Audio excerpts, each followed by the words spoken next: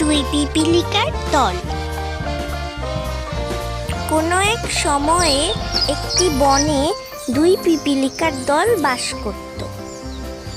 একটি পিপিলিকার দল ছিল খুব কর্মঠ, আর আরেকটি পিপিলিকার দল ছিল খুব অলস। তারা কোনো কাজই করত না, সারাক্ষণ শুয়ে থাকতো, ঘুমিয়ে থাকতো। একবার কি হলো, সিংহ রাজা তাদের দুই দলকে ডাকলো। তারপর তারা দুই দলই গেল সেই সিংহ রাজার কাছে। রাজা মশাই, আমরা আপনার কাছে এসেছি। আপনি আমাদের কেন ডেকেছেন? আমরা কি কোনো দোষ করেছি? আমাদের কি কোনো অপরাধ আছে?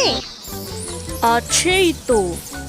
তোরা 16 বছর ধরে ওই জায়গাগুলো নিয়ে বসে আছিস। বনের অন্য প্রাণীদের কি জায়গা লাগে না? তাই জন্যই ডেকেছি। বলছি, তোদের দুই দলের দুই জায়গা থেকে একটি জায়গা আমাদের দিতে হবে, আর না হয় খুব খারাপ হবে। এবার তোরা কে দিবি তোরাই ভেবে নে, আমি কিছু বলতে পারছি না। তারপর তারা দুজন সেখান থেকে চলে যায়। কর্মঠ দল, হ্যালো পিপিলিকা ভাই, পিপিলিকা ভাই, আমাদের জন্য অনেকগুলো ভারী অস্ত্র তৈরি করতে হবে, যেগুলো দিয়ে একবার আঘাত করলে অন্যান্য পিপিলিকা মারা যাবে। আর তাই জন্য আপনাকে অনেক প্রচুর কর দেওয়া হবে। আপনি কি রাজি? হ্যাঁ পিপিলিকা বোন, তোমাদের জন্য এটুকু তো করতেই পারি। শুধু অনেকগুলো কর দিয়ে দিলেই হবে আমাকে। আমার আর কিছুই চাই না। তোমাদের কয়জনের জন্য এরকম তলোয়ার? এইভাবে কর্মঠ দল অনেক পরিশ্রম করে অনেক কিছু সাথে রাখলো।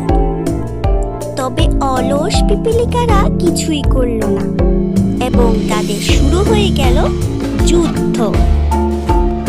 কর্মঠ পিঁপড়ের দল ভারী সুন্দর ধারালো তলোয়ার দিয়ে যুদ্ধ করছিল, আর তাই জন্যই অলস পিঁপড়ের দলের সেনাবাহীরা মারা গেল এবং অলস পিঁপড়ের দল হেরে গেল। আর তারা সেই বন থেকে চলে গেল।